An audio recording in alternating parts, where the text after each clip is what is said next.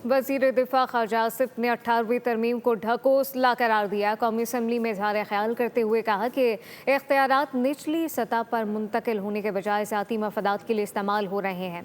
कराची में आतिशगत की वाक़े पर जितना अफसोस किया जाए कम है। शहर कायद में हर दूसरे दिन डंपर किसी न किसी की जान ले लेता है। इनका कहना था कि बल्दियाती इंतखाबात का तयशुदा दुरुस्त निज़ाम बनाना होगा। 18वीं तरमीम जो है वो एक ढकोसला साबित हुआ है।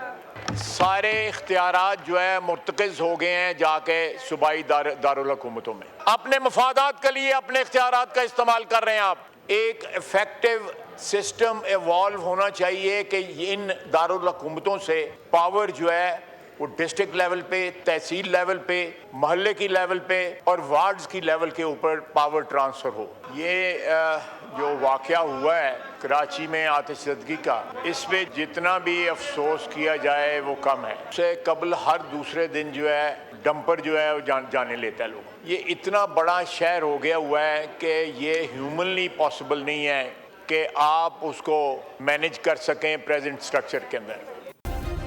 सब्सक्राइब करें और बेल दबाएं ताकि कोई खबर रह न जाए।